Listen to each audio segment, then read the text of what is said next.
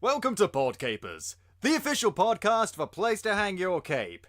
And this week, in a world in crisis, can three idiots find hope in the darkest of places? Will love conquer all, or will hate win out in the end? This is a show about a show called Hate. Cue the music!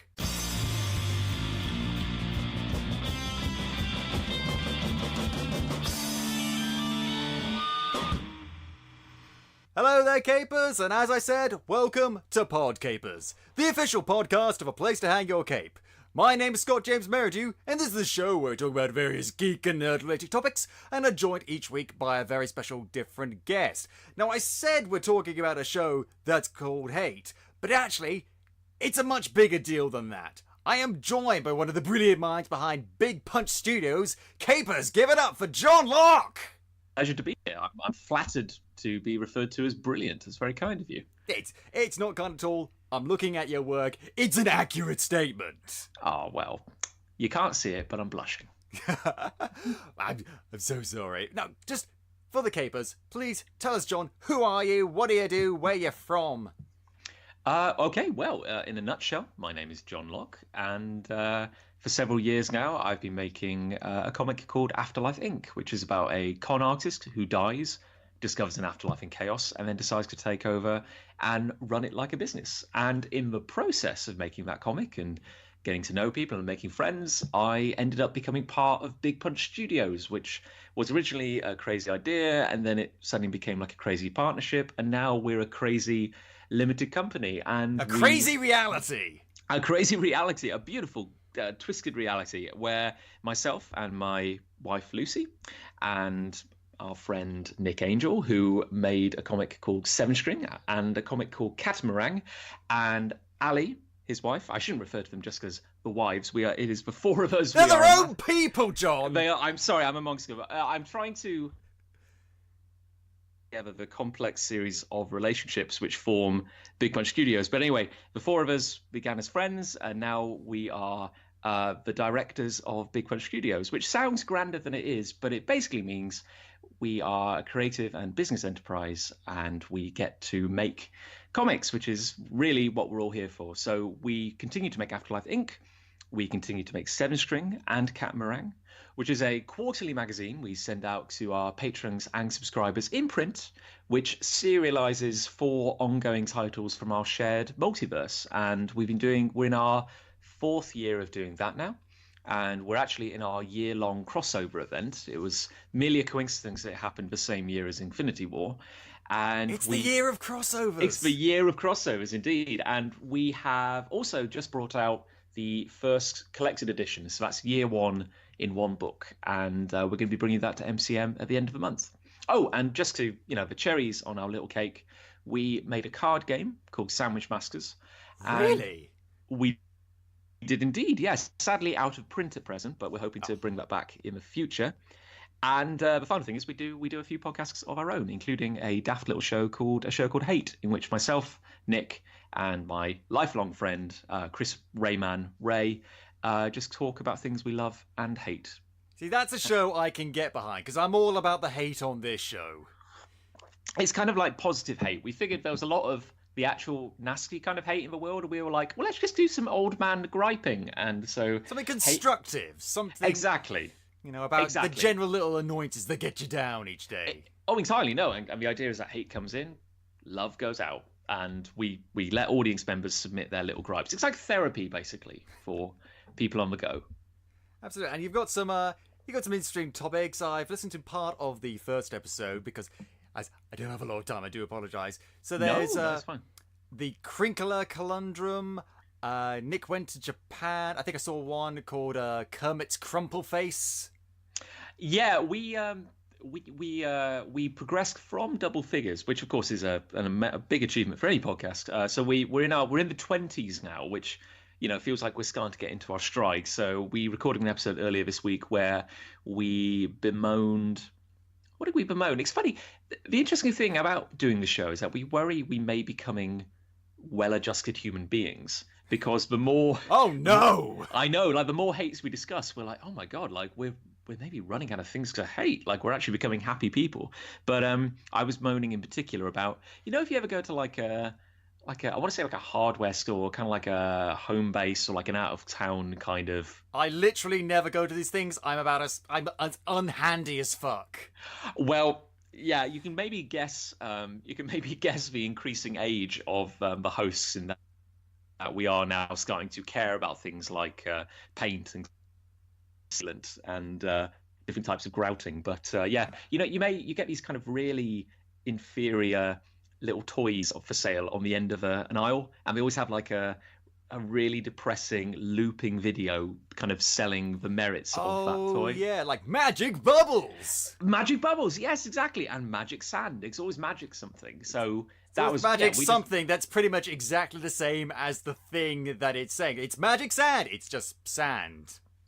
Yeah, it's amazing how unmagical and vaguely depressing the sales pitches are for a lot of these things, and hopefully we wrung a few minutes of of comedy out of it. But yeah, if that kind of petty griping sounds like the kind of thing you enjoy, then I don't know, maybe it's the podcast for you. Oh, it's absolutely the podcast for me, because when I was in university, I actually created a handwritten list, double-sided, of things that I hate, because I'm that kind of sad act.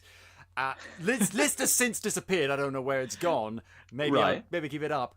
And it was a list of all the petty things I hate, and some big things, like I believe on there, I think Scientology was on there at one point. But number one, my most pettiest gripe, and people who are familiar with the show will know that I hate DC and Disney and lots of other things like that.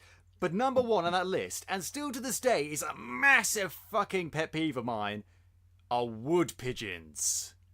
Wood pigeons.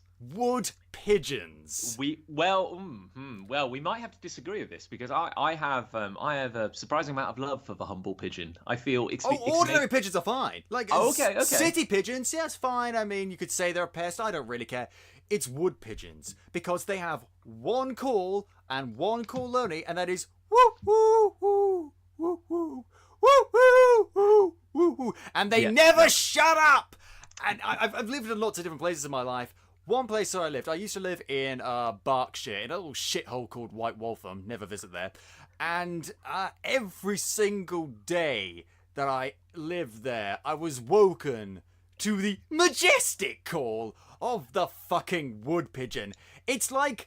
It was like torture. It's like you hear these stories about people in Guantanamo Bay being subjected to, like, the Barney the Dinosaur theme song. It was like that. Oh, it never stopped, John. It never stopped. And to this day, every time I hear a wood pigeon, thankfully I don't hear them as much nowadays, I just get these little Vietnam flashbacks to that time in my life, and it's just like, no, stop.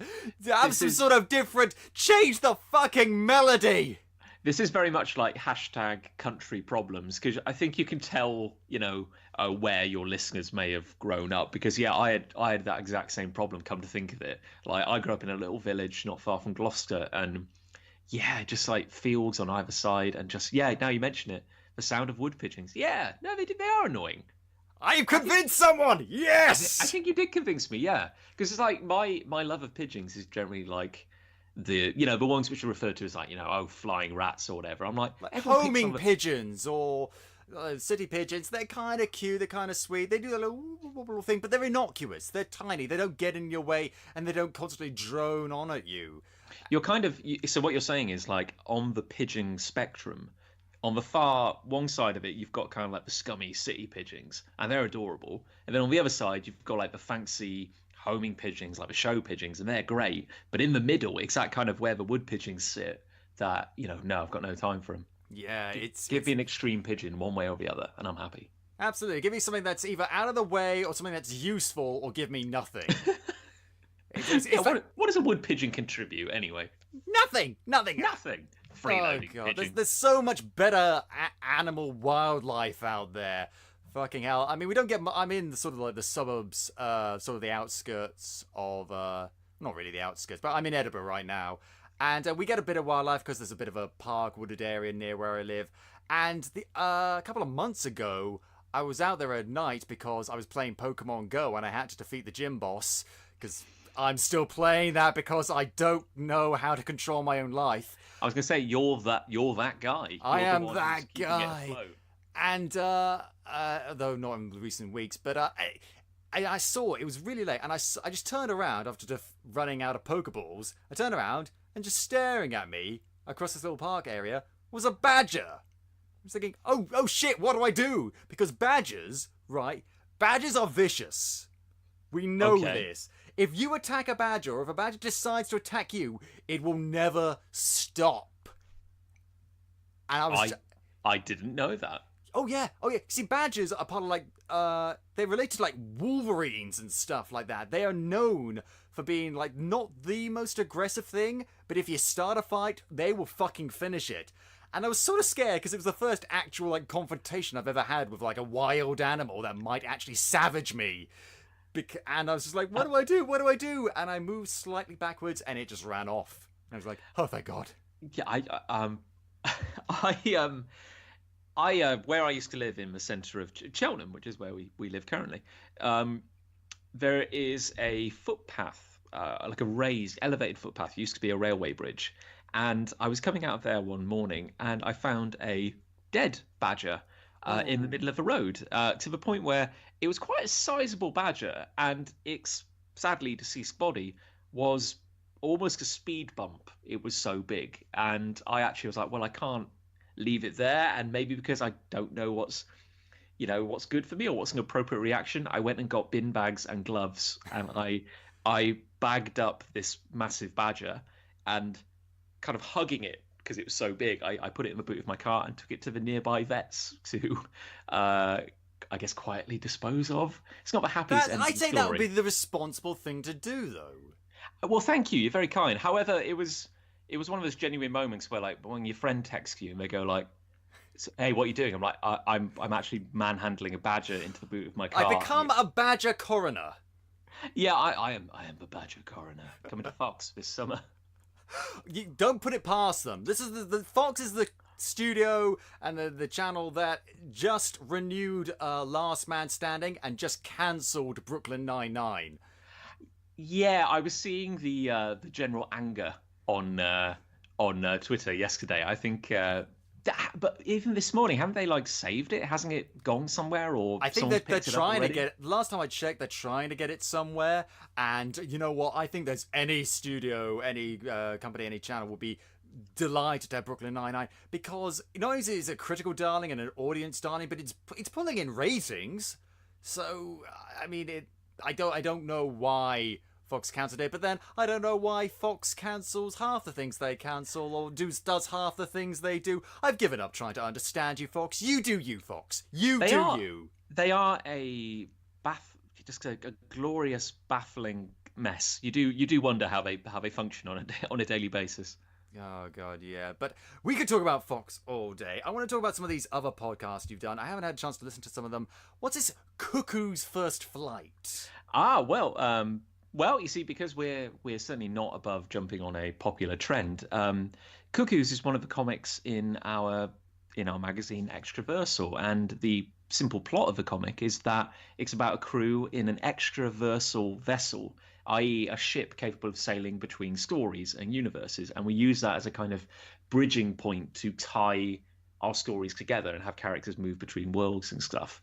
And we tried, out of a love of tabletop gaming, to develop an RPG system, a unique role-playing rules light system was the idea. Although it's amazing how quickly the rules start escalating, and we were like, well, let's just dive in. And so in the process of playing a storyline, we are simultaneously developing the rules at the same time. And full credit to Lucy, who it was her kind of brainchild. She really led on it and helped get the rules going and develop a system that we could all try, because I'm very new to role playing. It's not something that came naturally to me, and everyone very kindly let me take I feel the easy option by being the games master, because I'm never quite comfortable inhabiting a character. But give me a sandpit, give me like a Lego set to try and build, and I'm give very you the happy. Strings for you to manipulate the puppets. Basically, yes. So it was a complete experiment, but we just kind of dived in, and for season 1 at least, yeah, I had a storyline. kind of flying by the seat of my pants, but we just figured let's give it a shot and see what happened. And I'm actually really proud of how it turned out for what was essentially a prototype, just to kind of a test. And See, I just love it though when someone experiments like that, saying, hey, we've got this idea, it might work, it might not, let's fucking try it out. Because there's so many people out there that are unwilling or too afraid to take a risk. I think I agree entirely. And it's like, what's the worst that happens? Like, if it doesn't work, well, you just try something else, just give it a miss. I'd rather have a glorious failure than never say I tried, to be honest. Yeah. And or have something that succeeds or continues, but it's completely unoriginal and safe and boring. Yeah, no, and I think that's maybe it. It's like well, I don't know. I know I do agree with you. I'm trying to think what the exact motivation behind a lot of what we do, and I think it was basically me hearing something I enjoyed or seeing something I liked and thinking, man, I'd love to be doing something like that. I'd like to put my own stamp on it. But it's like, I think that's how it began with podcasts for us. It was like, oh, wow, all these cool people have podcasts. It's like, why can't we have a podcast? And I want to be like Kevin Smith. Yeah, well, it was like... Except for that part, and that part, and that part. Yeah, but I was like, why can't we do it? It's like, we're not cool, but maybe if we fake it, we could look kind of cool. So yeah, That's all being cool is. That's just faking it. Fake it till you make it. And you just kind of, well, let's get a microphone. Let's just, there's no qualifications. We might as well give it a shot. And I think it was the same with Cuckoo's First Flight. It's like we had no reason to believe it would actually work. But we just figured we enjoy listening to RPG podcasts. I'm a big fan of The Adventure Zone by the McElroy brothers. I really enjoyed Acquisitions Incorporated by Penny Arcade. I was like, let's just give it a try. So I've heard of all of these. I think someone showed me the McElroy brothers submission clips or some like animatics from the adventures they've been on. And it's something that hasn't really appealed to me, but it sort of has, because it's one of those things where I think if I got into RPGs, I'd really, really get into them. But I'm afraid to take that first step. I'm afraid. I did once think, I would actually kind of like to get into something like Dungeons and Dragons. And then I saw the requirements for like creating a character. And I just thought, no one told me maths was involved in this. What the fuck? I think the maths helps control the fun. I think otherwise we would just be playing. Or we would. Well, now I don't want to do RPGs anymore. You've ruined it for me. Hey, you're talking to someone who enjoys a good spreadsheet, so I think that element of it was always going to appeal to me. Oh, God. I stopped doing maths in general, like even adding and subtracting after GCSEs. I'm done now. I fulfilled my obligation. Now I never have to count again. I say you aggressively never count anything, be it, times or, bus routes or... it's played havoc with my life. I mean, I'm getting evicted from my flat, I'm starving, and I don't know where I am half the time, but you've still got your principles, damn it. It is the principle of the thing, absolutely. Well, I can salute that. That's very impressive. Bravo, sir. Thank you very much. And I haven't had a chance to check, but I'm guessing Duel Masters and First Chair Fantasy are in a similar vein. Oh yeah, entirely. I mean, when we first started podcasting about a year and a half ago, we had quite a few shows actually. I did one which I was very indulgent. It was just me kind of drinking coffee in the morning and morning coffee and just musing on things. Myself and Rayman, my old friend, we did one called Big Punch Classic, which harkens back to the actual origins of the name Big Punch Studios, because when I was in primary school with my friend Rayman and my friend Titch, we made a comic. I had a friend called Titch. Weird. Yeah. What gender was Titch for you? Male. See, my Titch was female, so. Well, no, we had a he absolutely hates the name Titch nowadays. I think I'm the only one who still calls him that. But it's just what stuck. He was a small child. There was no malice in it. We just that's how we referred to him. And I hope I made it up to him by making him one of my best men when I got married. But I think that's worth being called a slightly deprecating but still endearing nickname.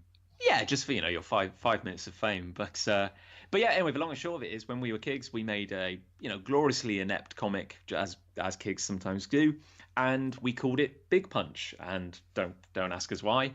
And then years later, when getting to know Nick and Ali, and we're thinking of forming a studio, I showed them these old comics I worked on when I was very young, and Nick was so kind of taken with their charming charming crapness that we called the studio Big Punch Studios, and we never really looked back. See, But I mean, I also did similar things when I was in primary school. I tried to make my own comics, and I would never show them to anyone. Let me take you through the epic saga that was Commander Blob, because I used to read those Captain Underpants books when I was a kid.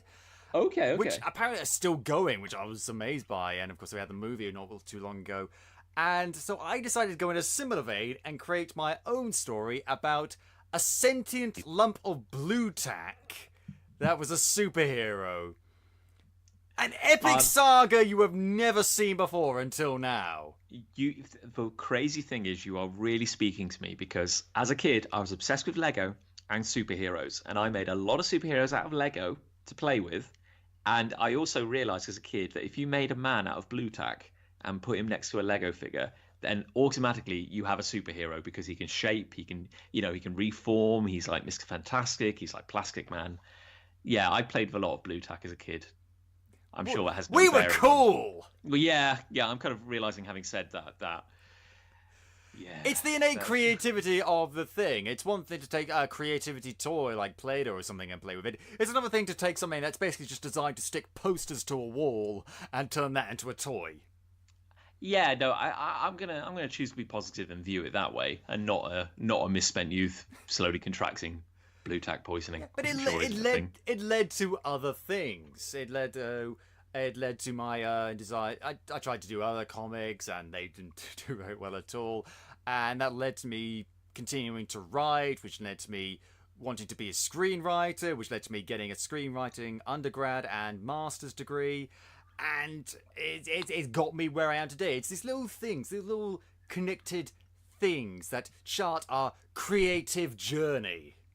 It is funny, isn't it? Because like it's like because I studied biology at university years ago, and it's funny how it's funny how the things I'm most proud of in my life, the things I've achieved, have not come from my classic education, if you will. They've come from the stuff I've done around it, and that all kind of trickles back to comics. And none of that would have happened if I hadn't just been a kid who just made bad comics as a kid and then never stopped.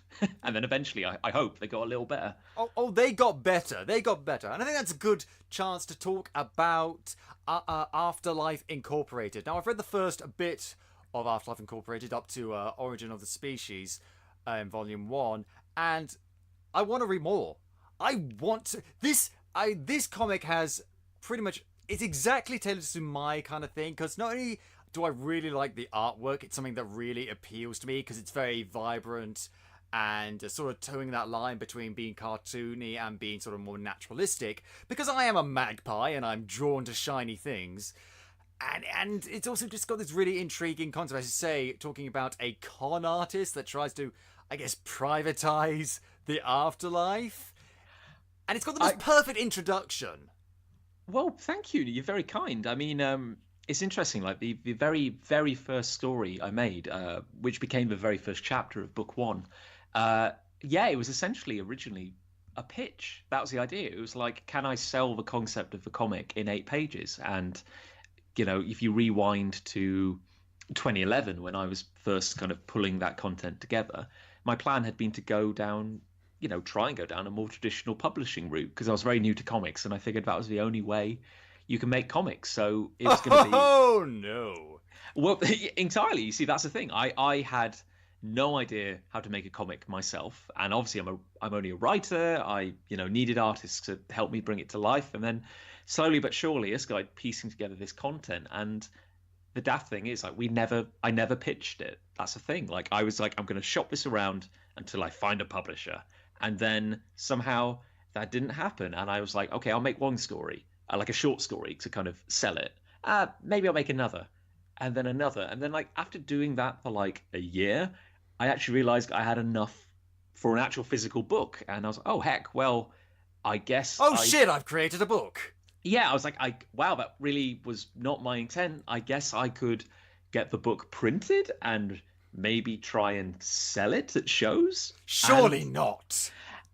Yeah, and it's just funny, the things you stumble into, and then kind of that I never looked back really, and I'm still doing it now. I mean, we've just started serializing book 5 on the website.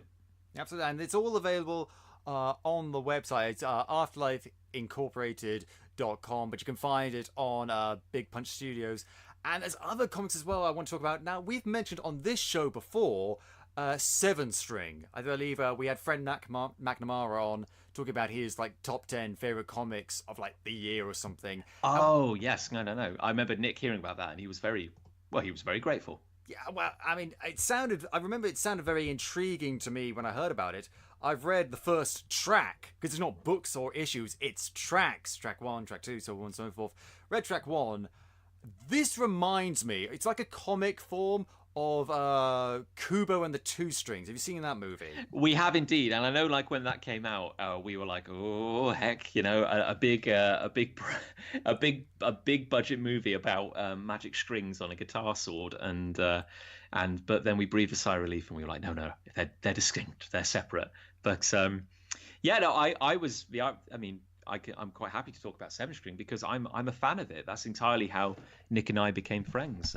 He's been doing this slightly longer than me, and I remember discovering him at a show when I was just a punter, kind of walking around and seeing this amazing book he was working on, and just being so blown away by it. There was a guy, kind of building this incredible, vibrant place, entirely off his own back, and that really just inspired me to try and do what I did. And I mean, Seven String, at least, is in a nutshell is it's a world where music is magic, and people fight with guitar swords and keytar swords, and there's an evil drum army descending from the north to take over the world, and there's violin assassins, and it's this sprawling kind of global conflict kind of coming to pass, and I absolutely loved it. I mean, you both created with Afterlife Incorporated and Seven String these sort of vibrant worlds that seem full and big and have their own lore and intrigue, and it's also just sort of they've got this sort of epic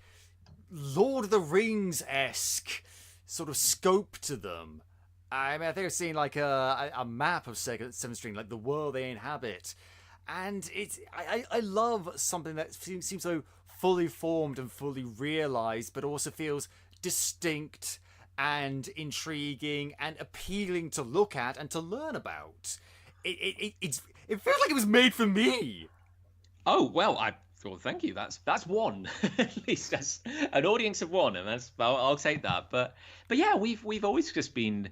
I think that's clearly why we get on, Nick and I, and why we started this partnership, is simply that we were both kind of drawn to the world building aspects. You steal from what you love, and we grew up reading Marvel, all these bizarre, big budget, wonderful, weird things, and Nick's a big lover of manga as well, and it just came down to we're just two guys, we're just people making comics off our own back, but why do the comics we make have to be small? Why think small just because you're doing things on a small scale? So I think if we don't really have a company mantra, we haven't got anything set in stone, but it's basically just with always thinking big, I guess, kind of punching above our weight. And if it turns out that you're building a world or you're building a story which is going to take years to complete, well, just better get started, I guess.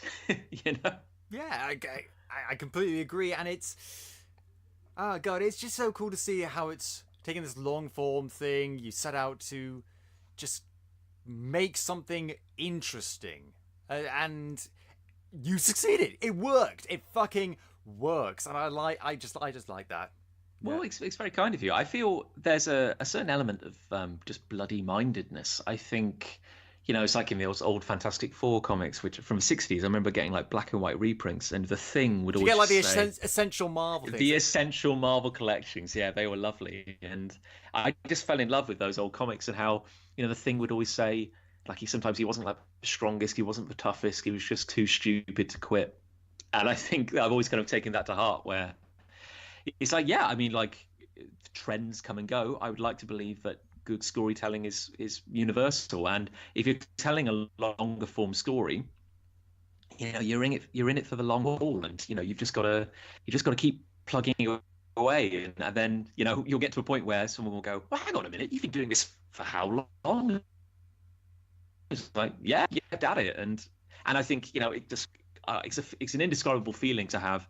I mean, what we did, I mean, just with the amount of books now we can have on a table is just it's staggering. I'm blown away daily by it that we're actually in this position. I mean, Volume 4 of Afterlife Inc. we printed that last year after a Kickstarter campaign. We also did The Book of Life, which is now sadly out of print. We'd love to get that back at some point, but that was like the collected first 3 volumes of Afterlife Inc. in one massive hardback. And now, I mean, this is great for me. It's like now I'm actually at a point where, because the hardest part in being like a writer and a publisher is simply paying everyone. I know, because we really believe in paying all our artists and all our collaborators, and that means producing a book is an expensive thing. It's not just for printing; it's all the behind the scenes costs. It's paying pencilers, colorists, inkers, and so on. And so you're already more ethical than a lot of people that use that you have website with aggregate creators. Channel awesome. Well, you're very kind.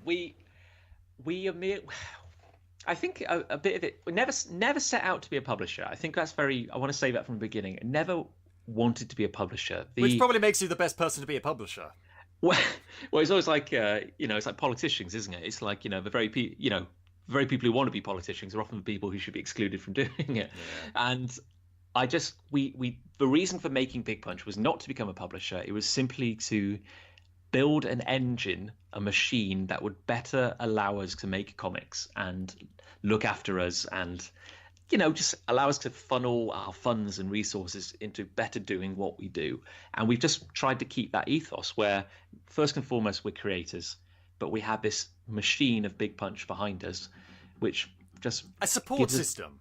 Our support system, thank you. And I guess I should be thankful and it's a real privilege because now, as of book 5, it took this long, but we're now at a point where for example, book 5, I do not want to have to take it to Kickstarter to fund the production.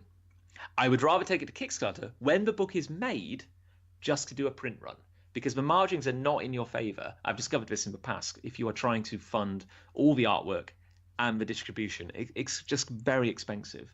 And the unit price, I don't know, it's just the margins. You could do a whole show about how the margins are sometimes not in your favor on Kickstarter. So with book 5, it is my absolute goal to say I'm going to entirely fund the book myself. I'm going to get it made, pay all the artists, and only when it's finished will I take it to Kickstarter to do a print run, almost as like a pre-ordering system. And to even be in that position is a real honor, actually. And I'm very grateful to everyone who's bought the books over the years or supported us in some way. It's just, it's staggering. And it's also your own hard work that you put into it. You've made this baby and you've watched it and you've nurtured it and you've grown it, and to get to the point where it might be able to stand on its own 2 legs, that's a great feeling to have, I imagine. Oh, it is, and I think it's worth saying that none of us are getting rich off this. I think if you want to make comics, you are not gonna get rich. If you wanted to make money, you wouldn't be making comics, I think, is the take-home message. But anything we make on the comics just goes back into making more comics, and I think we're in a very lucky position where the company at least looks after itself. That's the thing. Like I said, we're not getting rich, but it's an engine just to keep churning out comics. And it's like the beginning of Afterlife Incorporated. The very first thing you see is like this little checklist: pray, die, enjoy, and it's like create, publish, enjoy. I think also in terms of it's work, die, enjoy, which maybe sounds morbid, but it's like I'm on a track now. I am on a rail shooter, and I'm on this crazy ride now, and I just have to keep. I have a mission. I have to keep working through these books, and when it's done, I will sit back and maybe finally appreciate what we've actually done. Because then you'll bask, and then I will bask. Then I will bask, and I don't know when that time will come, but there's definitely an end state for Afterlife, I think, and there always has been since the get-go. And I know because you don't want to be one of those stories that thinks, "Oh, we're just going to go forever and ever and ever and ever," because stories have to have an end. We always make that's what makes the show. No, it's what makes them powerful, and I think for and I think it's maybe one of the kind of meta themes of a book. It's like for the challenge for Jack and Co. in Jack Fortune being the con artist, is that they're dealing with a world, an afterlife, which is infinite. It's eternal. It's this idea that there is no end. You will not die. You will live here for eternity, and potentially nothing will change. When I was in university, I was studying comedy and sitcoms, and one of the things we were told by a guy who really knew what he was talking about, he said, "Don't set a sitcom. One of the things you can never set a sitcom in is in heaven." Because, actually I don't remember if he gave us a reason, but the reason I discovered from it is that in heaven it's an idea of eternal bliss, which means there's no conflict, which is necessary, not just for a sitcom or anything, but for any kind of story. This is why I was like halfway through the season 1 of The Good Place before I realised, wait a minute!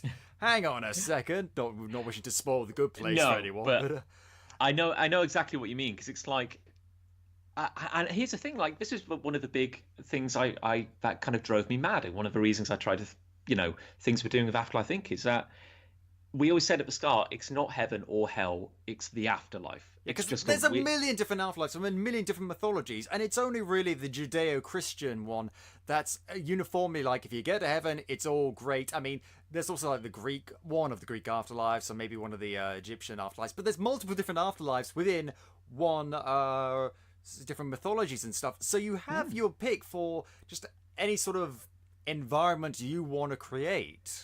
But also, it's like, you can't change human nature. Like, it's all very well saying that, like, heaven would be bliss, but I'm like, well, how would it be bliss? Because either you've got to change the way people think and act, to make them all get on with each other for eternity, or, I don't know, it's like... With all your great aunts and great uncles that you haven't seen in years, that you just don't connect with anymore.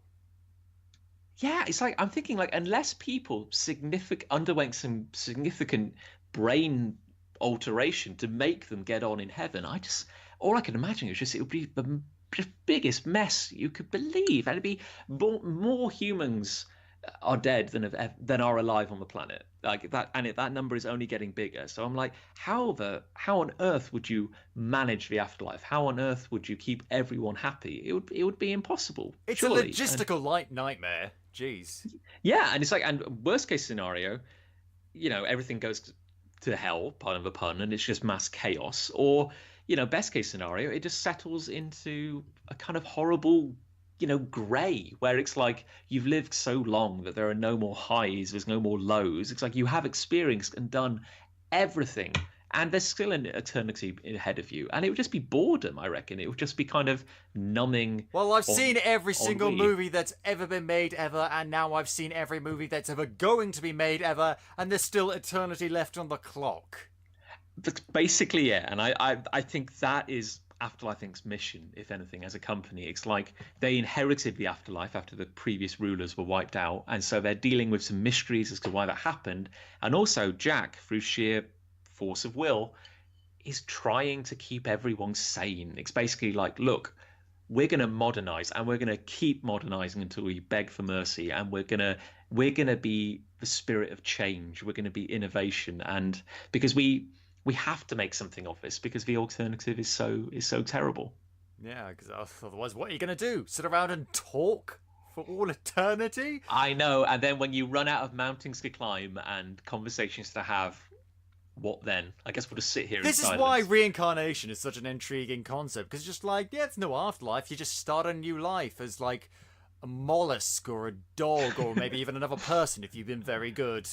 Yeah, no, I at least, because I think, I don't know. I mean, like, it's not really a personal mythology for me, but I certainly, I feel it's the mess. It's the human. If you want the human experience, it's the good and the bad. It's the grime. It's the pain. It's the laughter. And it's the conflict. It's the conflict. It's like, I feel if you suddenly got everything you wanted, it's game over.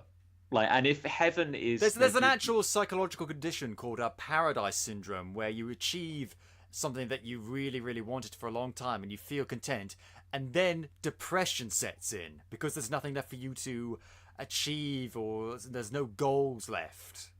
I think, yeah, no, entirely, and I think that's basically what Afterlife Think is trying to do. It's always about setting new goals and just trying to keep everyone striving for new things. Yeah, and it's just got intriguing concepts, and it really that I was talking about that checklist: pray, die, enjoy. That really reminded me, in a good way. I mean, it reminded me of there's this ad campaign that's going throughout Edinburgh. You may have it a bit further down south. There's just like these billboards on the sides of buses with just like a person staring right at you with a really blank face. Next to the slogan, "Try praying." Which I think is a pretty cool slogan, to be perfectly honest, because it's like got milk for religion. But also, this really fucking annoys me, though, because I'm just going on a side rant. I do hope you don't mind. No, it's fine. Go for it, no. There's a side slogan which says, "It's not as hard as you think." What? I'm sorry, people that are making this try playing ad campaign, but how difficult do you think we think praying is? Yeah, as if the biggest hurdle stopping people from praying was the difficulty rather than... I'm trying to get my hands together, but they just won't get together. Or worse, they think like we're stupid. They think there's just people with their hands like pointed down saying, "Dear Jesus, I would like an Xbox and a pony for Christmas this year, please. Cheers." It's so weird. Like, try praying. Perfectly reasonable suggestion. Like, it's not as difficult as you might think. I'm pretty sure even the most heretical, apostatic non-believer wouldn't think it was particularly taxing. Yeah. So that's going on another thing that I hate. That's adding to that to the list. I say I prefer hope rather than prayer. I'm like, just hope. Hope seems kind of universal. Prayer, I suppose, is that you're tuning into someone listening. Yeah, I agree. And there's another hope that you have, which is...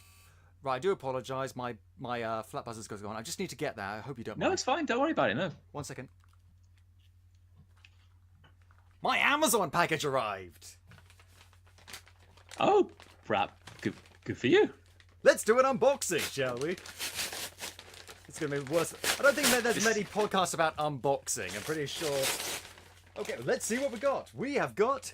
an HDMI cable and a pair of Star Wars slippers. Wow. Does one plug into the other, or? No.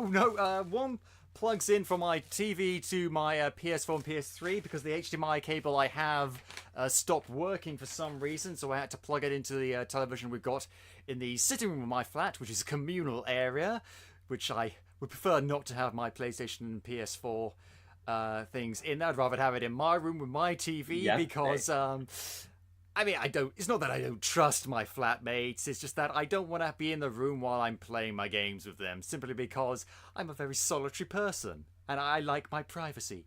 Thank you. No, it's fine. I mean my delivery this morning was a bathroom, which was nice. A bathroom? Yeah, the reason I was 5 minutes late getting on air is that Lucy and I have just bought a house, and we were waiting on the delivery of a new bathroom suite, and we were like frantically checking the tracking link, saying, "Oh, where is it? Where's it coming? Because I've got this interview. When's it coming?" And it was like, "It's just left the depot," and I was like, "Oh, great! That means it's not going to be here for a few hours." And it's like, "It's here. Where are you?" So, do you live right next to the depot? Jeez. Yeah, like, how did you do that? That's insane. So I had to hop on my bike and cycle cycle 5 minutes to the flat, to the house, to take receipt of it. So, but it all worked out fine, and now I don't have the spectre of a bathroom delivery hanging over me, which is good. Yeah, it's the worst thing when you're waiting for something specifically to come that you need, and it's just like, I can't leave the house ever because what if it comes? What if it comes? No, I think you are shackled then to the house for the rest of the day. It's a nightmare. But so we were talking about hope, and we're talking about a hope that you had for something which is a better experience at comic conventions. Yes, as certainly as one facet of it, but I believe you're referring to the Comic Summit, which is an event I'm organising this July, and the idea is that it's a non-convention setting in which comic creators can come together to maybe, share good ideas, but also to talk about some of the challenges we face. And yes, a lot of this stemmed from some of the frustrations we've experienced in the past year with a couple of the leading conventions. And didn't you do a blog post about MCM and something that sort of sparked this these ideas and these issues that you have with a few things? Oh, entirely. Yeah, no, we this was after May, London MCM last May, and again, it kind of maybe came across that I was ragging on MCM, which is not true, because honestly, I didn't get that from the blog post that I read. It seemed like stuff happened at MCM, and you went out of your way to say, "Hey, the experience that we had at MCM was actually rather good. It's just that there are things we have observed that are indicative of much larger problems that are not limited to MCM." Oh, no, well, thank you. Yes, no, that was certainly the tone I was trying to go for. And I know Sarah Millman is a friend of ours and a very talented creator. Friend of the show as well, yeah. Friend of the show, yeah. But at the same time, she wrote a very similar article where it just came from talking to our friends. And, when you're kind of selling comics and going to show after show where you would talk to these, you get to see the same familiar creators. Sorry, I lost my train of thought for a minute there. You see the same creators at every show. You get to know people. It becomes a bit like an extended family. So yeah, so basically it stemmed from talking to our fellow creators, these people we knew because we see them at shows time and time again, and hearing how unhappy people were. And it wasn't just at that particular show, which happened to be MCM. It just became like a scapegoat for a lot of the problems we were experiencing. But this is idea that MCM is the big one. It's the big convention. And you can't help but, draw comparisons with other shows. But it's this idea of this isn't as good as it could be. Why is that? And what can we do about it? And we have these conversations a lot, but often they're kind of corks. You just kind of steal conversation where you can find it. It's like in 5 spare minutes at a show, or it's in the pub after the doors close for the day. There's never time for creators to come together. And we always talk about it. We always say, "Oh, I wish we had an opportunity to actually just meet when it isn't a convention." You're near each other at a convention, but you don't have an opportunity to actually talk and collaborate because you're busy focusing on your own things. Well, no, entirely. And it's like I used to think this was quite almost like this is a dirty word to talk about sales and profit and stuff like that. But when I'm at a show, we're working. That's the thing. It's like, because if we sell enough books, if we can, really just be friendly and sociable and try to put on a good welcoming face for anyone who comes by our table, a good show in terms of sales means we get to make more books. A bad show means we have to reassess the next book we're making. So I'm there to work. And as such, there isn't a lot of time to actually properly talk about the issues facing us. And because everyone is in the same boat, because everyone is focusing on their art or focusing on their business or just trying to make ends meet, as a community, we don't have a voice. We're very fragmented. And everyone's very much so busy. you're at the beholden to these conventions just to make your living, and it'll be fine. It will at least be less problematic if you did have a bad show, then you went away with nothing and it all just broke even. But when you go to a convention, you have sunk money into that, not just in the comic, but with travel costs and booking fees and getting seats and getting equipment necessarily, and you're always putting stuff in there. And if you don't get anything out of it, if you don't have a good show or you don't have a good con, then you are operating at a loss just by turning up. Oh, entirely. No, entirely. And it's like the margins are razor thin. And this is why, and like a lot of hopefully positive things in the world, they often stem from a place of frustration. And it started to annoy me where every time you hear people talking about making comics, think about how many articles you've read, how many panels you've been to, how many talks or podcasts you've heard, and it's always, how do I make comics? And the answer from the bigger names in the industry is always, I pitched a comic to Marvel or DC, it got picked up, now I'm a writer, now I'm an artist, now I'm living I don't want to say the dream, but I'll just say it, I'm living the dream. And it just kind of struck me after a while that there is a voice, there is a conversation and a perspective which is being missed there. The small press perspective.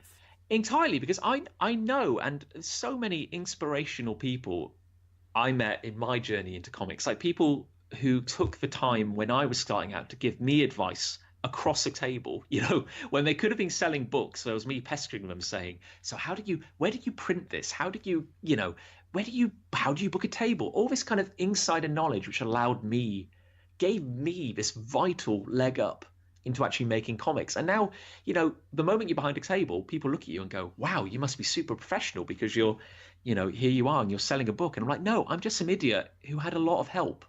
And I don't know what I'm actually doing. No, nobody does. And it's like, but in a weird way, this kind of do-it-yourself grassroots reality of making comics is so underrepresented. And I feel there's a whole generation of people, just like I was, several years ago, making a start, or there's teenagers with a dream of, I want to make comics. And the only pathway that's being presented to them is this classic kind of fairy godmother tale where it's like you toil in obscurity and then you attract the attention of a big publisher and you are suddenly just kind of plucked out and it doesn't matter. And so when you have the comic village, when you have this community of creators and we have a bad show or we're struggling with something, or the organizers of an event are not looking after us or taking us seriously, or comics are being underrepresented, and it's like there's often an element of it doesn't matter because this is temporary.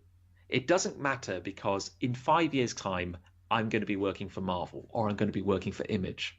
There is often a pathway. And so we never deal with the problems in the moment because we're always looking to the future and we always imagine that something better is coming. And I wanted to kind of ask this, what might come across as a slightly kind of depressing question, but what if it never gets better than this? Like, what if this is the pinnacle of you making comics? And it's a question I've had to ask myself a lot. I've had to ask myself, what do I define as success?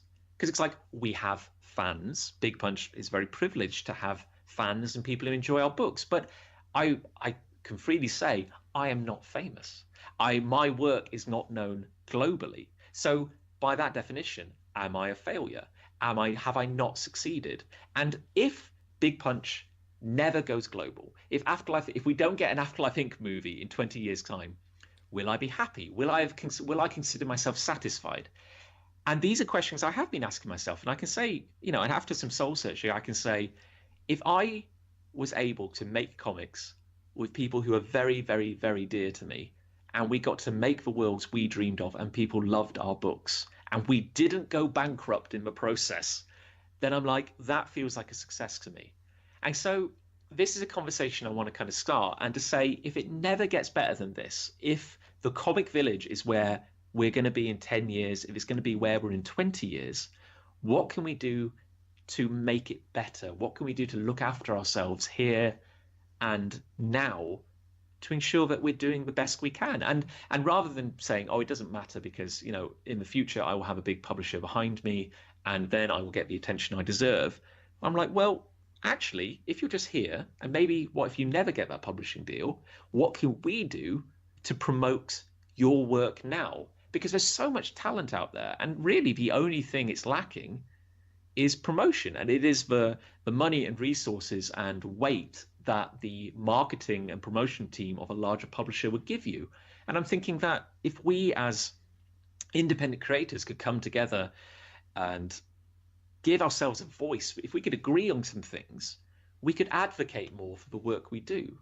We could get grants, we could try and promote, and because the UK comic industry is the people behind these tables at shows, the people who are getting up at 4 a.m., staying in a crappy hotel, going back to a day job, just really doing it for the love. And where's the representation? And I feel that's what we have to kind of shine a light on, really. So, sorry, you've let me get on my soapbox very, very generously. I'm usually on my soapbox. It's nice to have someone else on the soapbox for a change. I completely agree with everything you're saying, because even if we lived in a magical fantasy realm where you right now were guaranteed to either start working for Marvel or DC or wherever, or at least one day be working for wherever, then that's all well and good. What about the person who comes after you? What about the person who have their little idea, who their own little commander blob or whatever, who wants to make it big in the industry, or just wants to make it in the industry, or just do something? Where's there, again, it comes back to this idea of a support structure, support network, something where that gives you the ability to have a voice and get recognition, get advice, and actually, because, I mean, if you worked in, for want of a better word, the mainstream comic industry, there'll be a ton of people out there to tell you what you need to do, what you need to get to. It's with the small press and with more independent people, you need those people out there that have been where you are and know what you need to do, and just helps you make sure that you get to where you want to be, and more than that, where you need to be. You say, is this as good as it gets? I completely agree with, if that is the case, then make it better, because yes, exactly. Just because something is as good as it can be, that all that means is that that's as good as it can be now, and the future is brimming with potential and opportunity. And I think that wasn't that the mission statement of the Comics Summit, this idea of just having something specifically for creators to give them this potential and these opportunities. Entirely, yeah. And I think, and this is the problem. It was simply, we didn't have an opportunity to get together and talk about this. And if, with the Comic Summit, which is an event in a building with a it's a physical place. It's a thing. I cannot overstress that enough. It is a place you can come to, even if it just turns into a glorified griping session. If it is just an opportunity for indie comic creators to come together for a weekend and have a moan, that at least would be an achievement. Because at least we came together. I think a lot of people don't quite understand that there is a lot of power in complaining. Maybe it's because I'm British. Maybe it's because I'm a podcaster that loves to complain. But I think just simply voicing your opinion is a great start to actually fixing a problem, because the first step in fixing any problem is identifying and recognizing and acknowledging that there is one. Granted, that's only step one, and now you've got to think, okay, why has this happened? What can we do going forward? And that's something you've done by just creating a summit, a convention for creators, because it was so easy to say, oh, I hate the way things are going right now, and then just doing nothing with it. I mean, that's what I do. I complain about shit, but I don't actually ever do stuff about it. You're actually doing something positive, something constructive.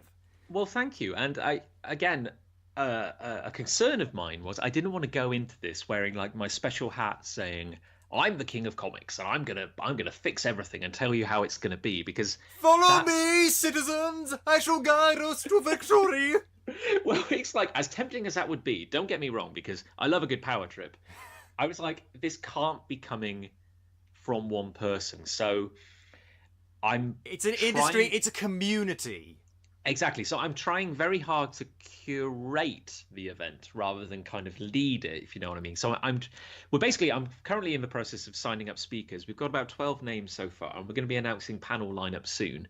But the success of the event will hinge entirely on the people who contribute. It's not me, if you like. I'm going to try and take a back seat. I'm just getting these people I admire, people who, again, gave me the leg up, people who very kindly shared their knowledge and advice and perspective when I needed it. And I'm going to try and put them in a room so that they can do that for anyone who's interested. So I guess our intentions are slightly, multitude, in that, one, I want it to be an opportunity for people to get together and socialize and talk. I think that's quite important.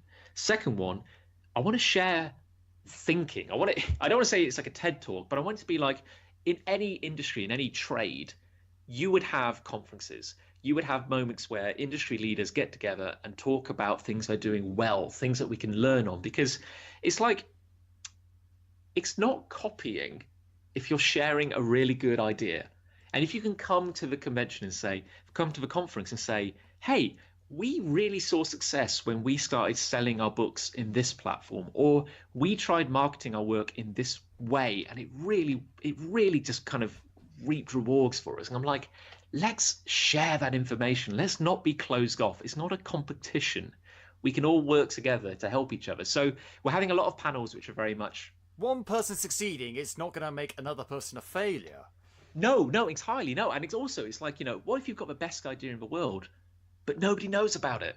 I'm like, well, let's learn. Let's pick up tools from people about how to promote your work or how to make your work shine, just to give it a polish. I mean, the best you can do is get your work in front of people. Because, I mean, going back to the Comic Village idea, it's like that area, MCM, where all the creators, live, where we're kind of corralled in. There is so much talent there. There's so much amazing content. And yet, if people don't go into the Comic Village, if they don't know it's there, they're not going to discover it. And it's the thing. We went to Leamington Spa Comic Con a couple of weeks ago, and for that convention, I arranged a little parody song based on La La Land's seminal classic "Another Day of Sun" called "Another Comic Con," and one of the lyrics in one of the verses. Oh yeah, it's a masterpiece. It's a fucking masterpiece, trust me. But one of the lyrics I had for that song was, "The comics are all to one side, in Comics Village they reside." And as much as I do like Comics Village, a lot of conventions, not at Leamington Comic Con, thankfully, because that was very comic-centric, but a lot of conventions, it's very isolated. It's very off to one side. And I mean, I guess that's fine, but when it's partitioned away for the rest of everything, like, no, it should be like, here's something to do with comics, here's something to do with another thing, or video games, or whatever. It shouldn't be like, oh, and here's, if you want to go and see, like, the indie comic peasants off in the corner, fine, but, that's like the bad side of town. That, to me, feels wrong. Yes, and I think there are several... It's interesting, like, the kind of the gossip you get on the grapevine, and you're often, talking to different creators. There's certain shows that have a bad rep, or everyone talks about the incident at one show, and, you hear horror stories. I've heard horror stories of, the entire independent comic scene being shoved into a back room, which is only accessible from a fire escape or something, and then, and that's the heartbreaking thing. It's like, if people who aren't making a lot of money anyway, doing, because making comics is bloody expensive, and traveling and hotels and everything. And if you go to a show and, to not even have the footfall, to not have people come by your table. Now, look, you can't make people buy things. The best you can do... You can't. I could if I had a gun. That is true, and that's a delightful sales pitch, and I'll have to employ in the future. I'll employ my Nerf gun. It's like, if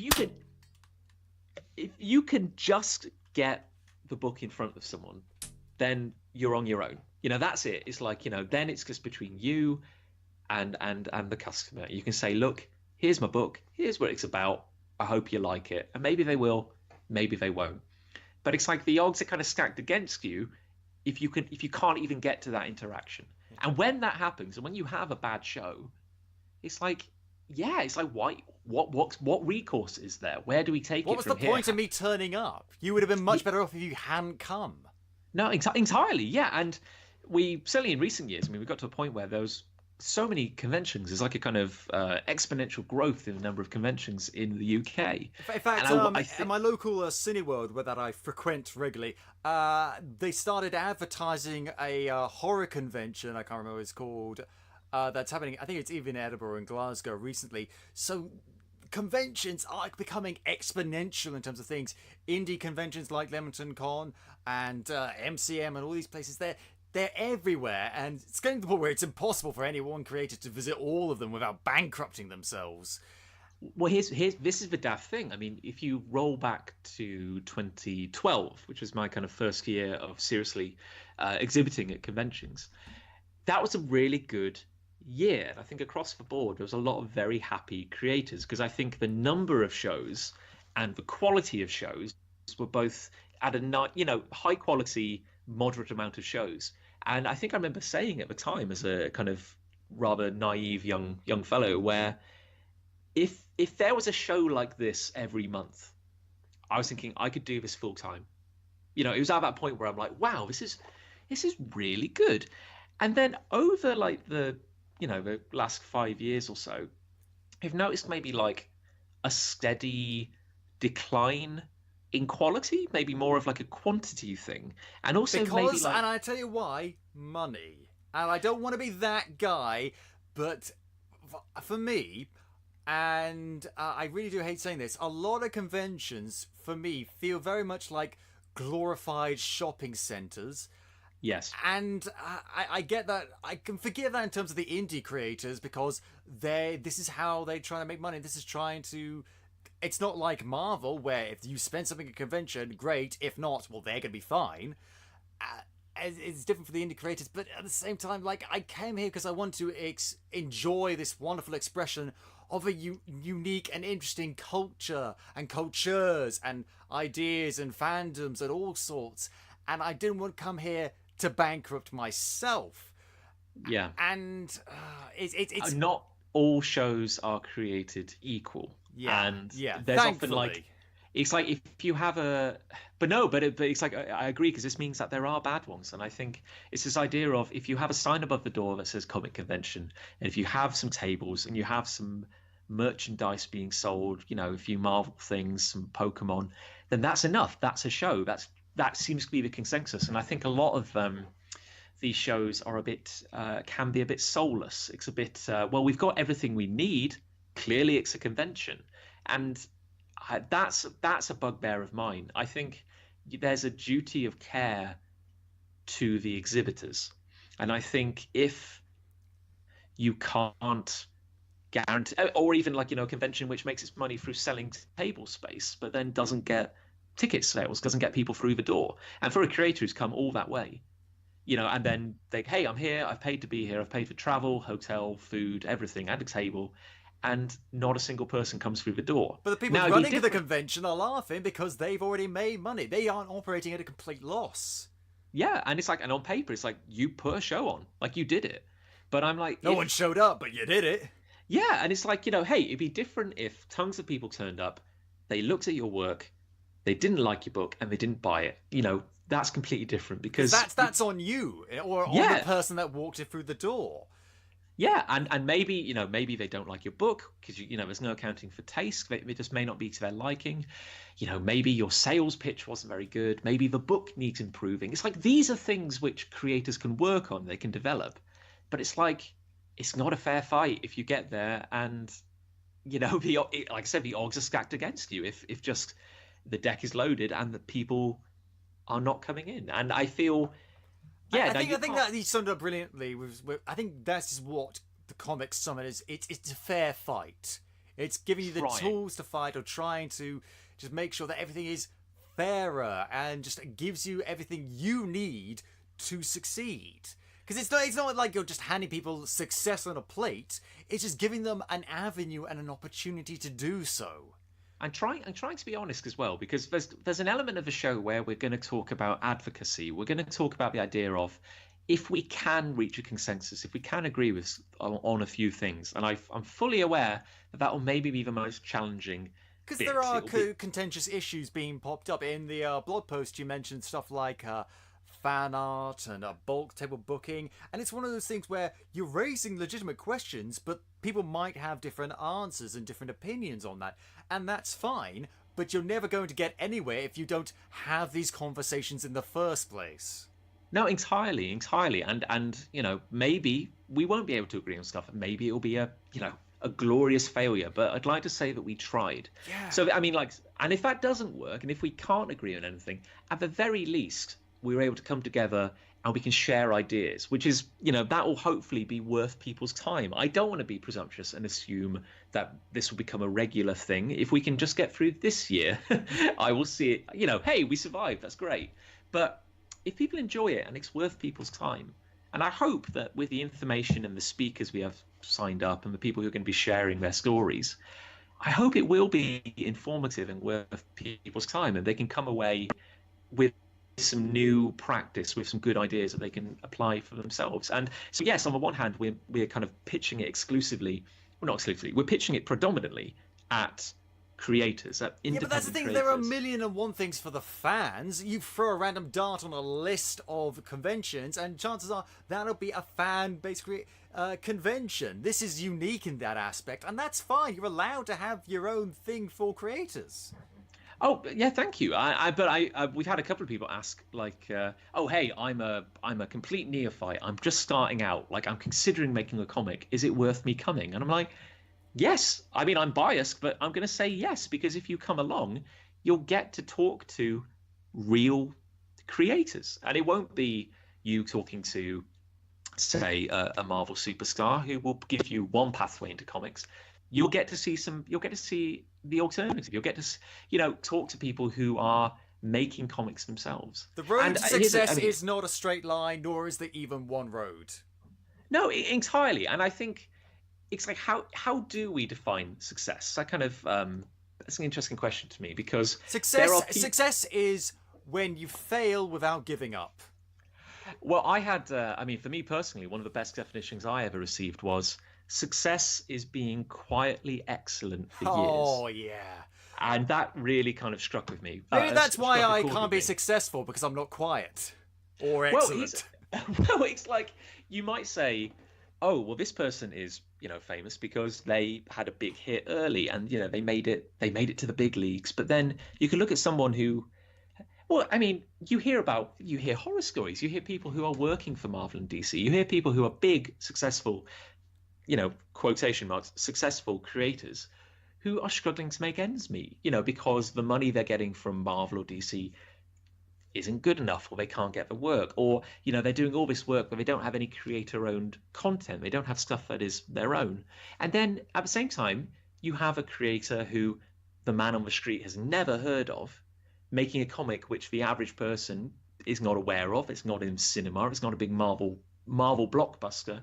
And yet they are making a living off Patreon. They're making a living selling in, local bookshops or selling across a table. And I'm like, we need to hear from these people, because if you're considering a career in comics, if you're saying, I want to make comics, it's like, seriously consider what your end goal is, because if that person who you maybe haven't heard of is making a decent life for themselves, making a comic they love, just bursting with creativity, but at the same time they're not, and again air quotations, famous, then I think that's something really worth considering.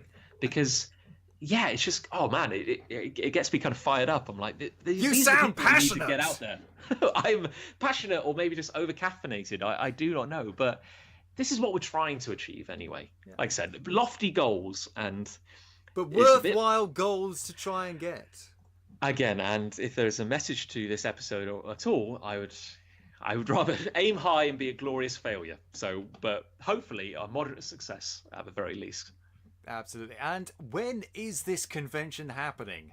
The convention is going to be on the weekend of the 7th and 8th of July 2018. So it's very nearly upon us. And it is being very kindly hosted, I should mention, at Comics Uncovered, which is an event in Birmingham where there will be workshops, and it's not for profit, but there's workshops and seminars and classes from leading creators talking about the art, talking about the craft of making comics. And with, immense gratitude to Shane, the organizer, we have kind of latched onto this like a limpet or a kind of remora. I'm not letting go! Basically, yes. So we will be taking over a section of the convention. We will have panels running all across the weekend with, where you can hear from independent creators.